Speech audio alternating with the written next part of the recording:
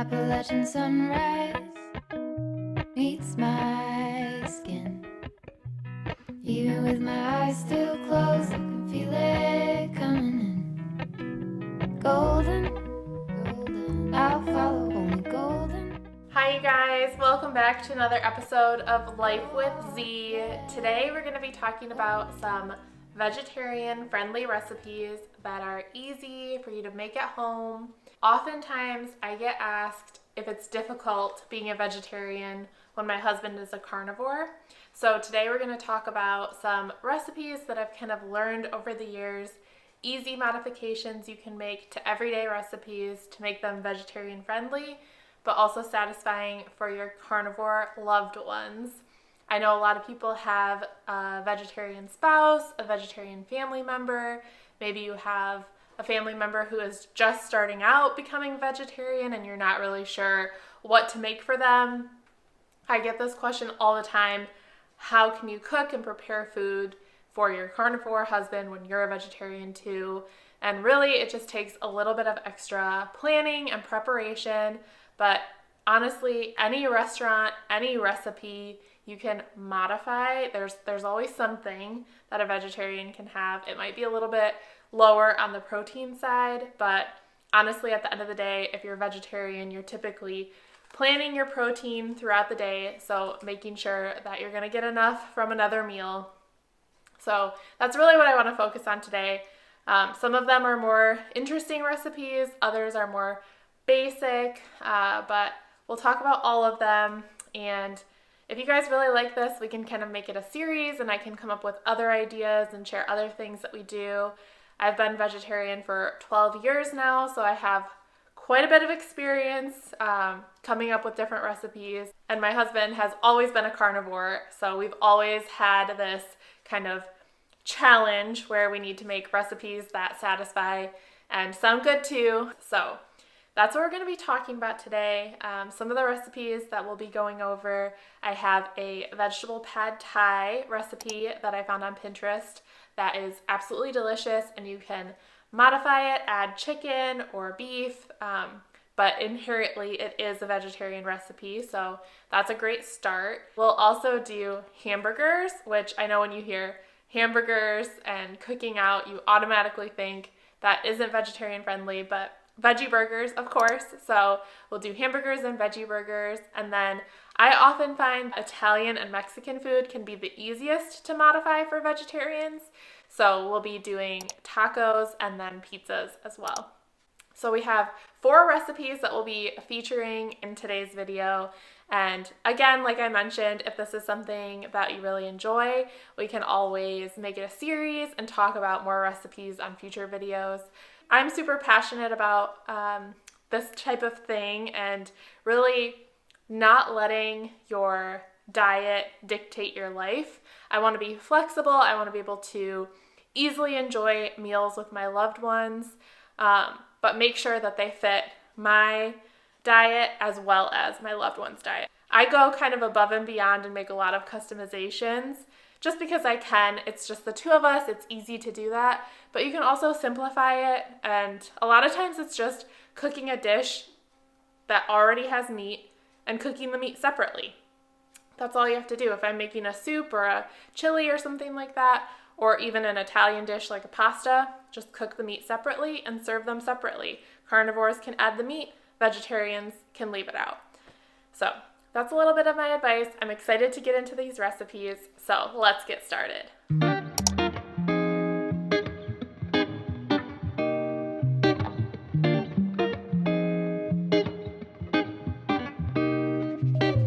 All right, you guys, we are starting off strong with one of my favorite dishes. This vegetable pad thai recipe that I found on Pinterest has become one of our favorites and on regular rotation in our house.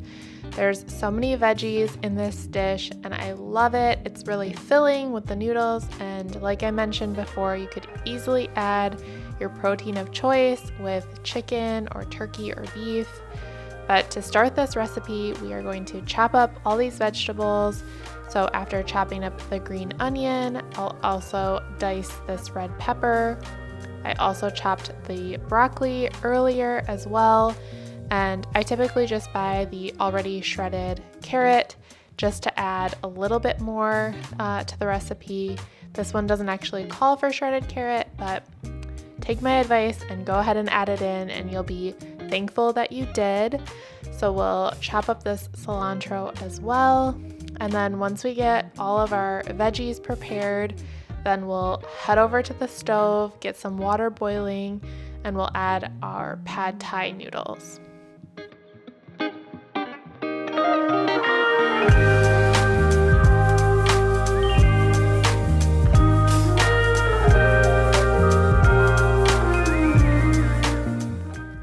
So the noodles for this recipe only need to cook for a few minutes, so we'll go ahead and toss those into our boiling water, and then we'll get started on the sauce. This peanut sauce has a vegetable broth base, and then you add brown sugar, soy sauce, crushed red pepper flakes, and then peanut butter. But on this occasion, I didn't have standard peanut butter, so I swapped it for PB2 or powdered peanut butter, and honestly, it worked so much better. I found that it mixed together smoother and resulted in a smoother sauce than I've been able to achieve with standard peanut butter. So I would recommend that swap. Then you add a little bit of lime juice, and then we'll go ahead and saute our vegetables. So I have some oil and some water, add the broccoli and pepper, and a little bit of salt and pepper. We'll saute these for a few minutes before we go ahead and add some egg. So you kind of push the veggies to the side. We'll get the egg scrambled over here before we add the rest of the veggies, the noodles and the sauce, and then our pad thai will be complete. And if you wanted to add protein to this meal, you could definitely grill some chicken. You could cook up some ground turkey or ground beef and then easily add it to the carnivore dishes for your family members or friends. But honestly, in our household, we just make this vegetarian between the egg and the noodles and all the veggies. It's plenty filling, it's an easy vegetarian recipe, and it's a hit every time.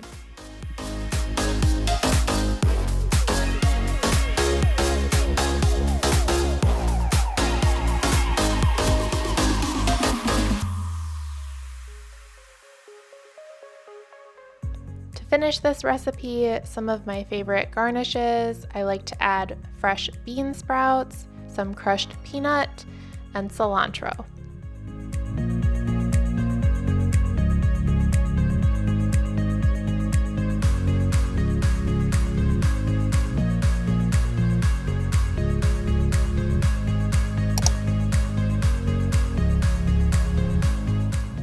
Next up, the quintessential American summer meal, burgers and fries. This is a summer staple for us and I think most families, and you can totally participate as a vegetarian as well. You just need to have some veggie burgers. So that's what we're making. We're going to get some sides prepared with corn on the cob. So I'll go ahead and get that prepared. I just like to boil corn for a couple minutes over the stove and it turns out great. So we'll have that as our side, and then I'll also show you how I make my super simple homemade baked French fries. So just starting with a simple basic russet potato, we'll get this peeled, cut up into wedges, and then I will salt and pepper the wedges and put them on a baking sheet with a little bit of cooking spray. I get the oven preheated to 425 and then cook the potato wedges for 10 minutes on each side, and they turn out perfect every time.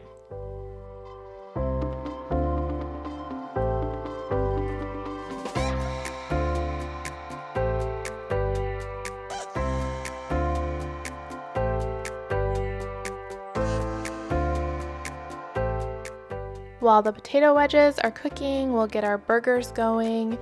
We don't have a grill, so we just cook them on the stove, and that works perfectly fine. So I'll get the turkey burgers going first with a little bit of salt and pepper. I use frozen veggie burgers, so I wait till later in my cooking process to get those going. We'll toss in the corn, pull out our potato wedges, and get those flipped to the other side before putting them in. for another 10 minutes, and then we can get our veggie burgers going. Over the years, I have tried so many different kinds of veggie burgers, and these spicy black bean burgers from Morningstar are my favorites. So we'll get a veggie burger going while we take the corn out, and then we're on to plating our burgers.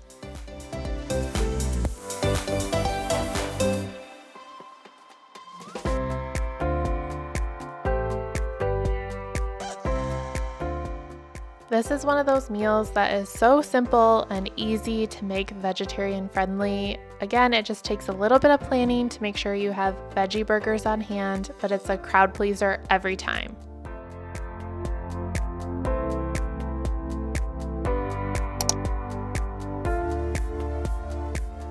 Next up, we have naan bread pizzas using this stone-fired naan bread that you can find in the deli section at the grocery store.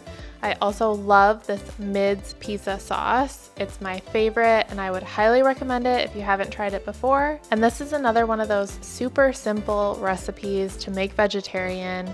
It's something everyone enjoys, and honestly, it's super customizable to anyone's dietary restrictions or preferences.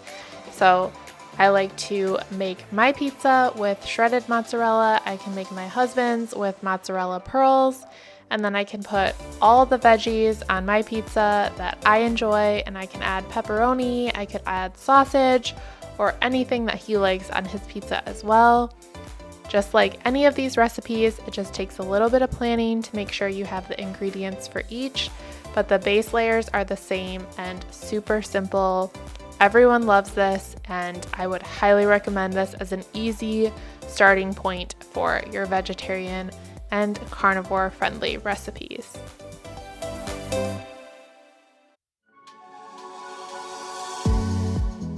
One of the things I like most about these naan bread crusts is they only need to bake for about 10 minutes in the oven. I preheat the oven to 425 and then bake these for about 8 to 10 minutes, and they will turn out perfectly crispy and delicious.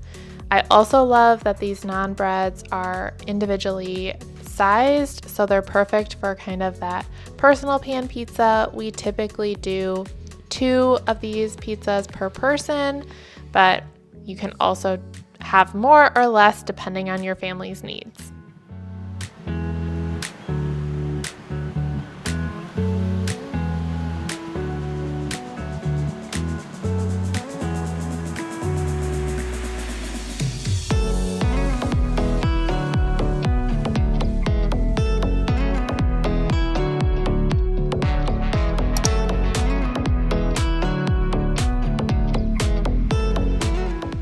Last but not least, my favorite recipe, potato tacos. This recipe is inspired by one of my favorite restaurants. Their potato tacos are my absolute favorite, so I had to make them at home. And I actually like this version of the recipe that I make at home even better than the restaurant, so I highly recommend it. It's pretty simple for the vegetarian filling. You're just going to dice up some sweet potatoes and russet potatoes. We'll get those seasoned and roasting in the oven. And then you'll, of course, do whichever protein you choose for the carnivore tacos. This night we chose to do a ground turkey, but you could do ground beef, shredded chicken, whatever you prefer. So we'll dice these potatoes into about 1/2-inch cubes. Then I'll add some olive oil and we'll go ahead and season them before roasting them in the oven.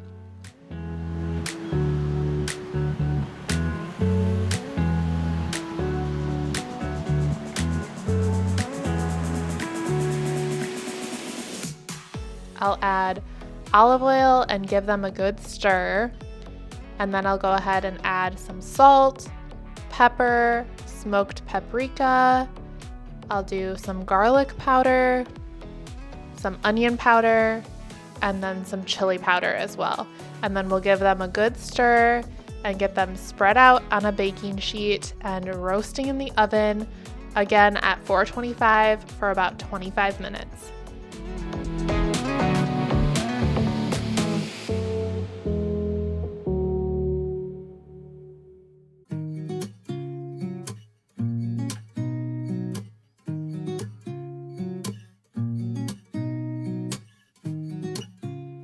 Since the potatoes are the most time-consuming part of this recipe, I like to get those roasting first before I start prepping all of my other veggies.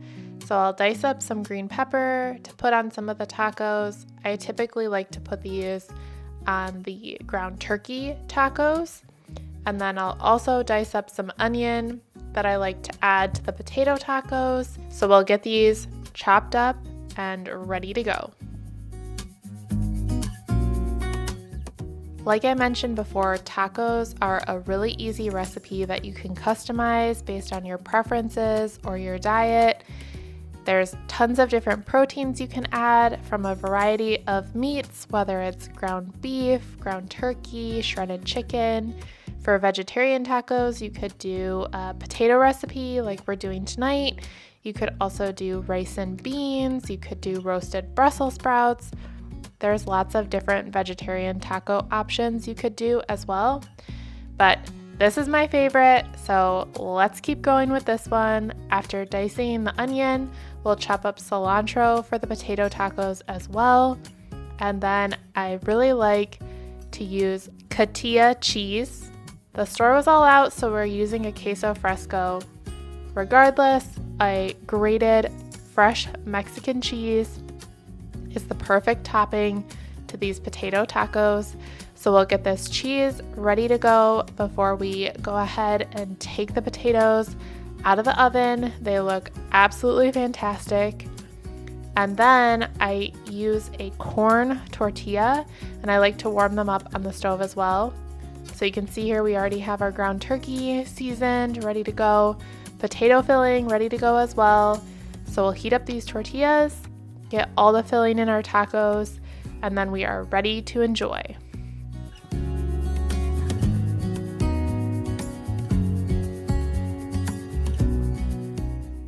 If you haven't had potato tacos like this before, I would highly recommend them. I recommend you follow the recipe pretty specifically because the taste is just phenomenal. So you'll add those roasted potatoes, the fresh Mexican cheese, a verde salsa, diced onion, and cilantro. And I promise you, it is absolutely delicious.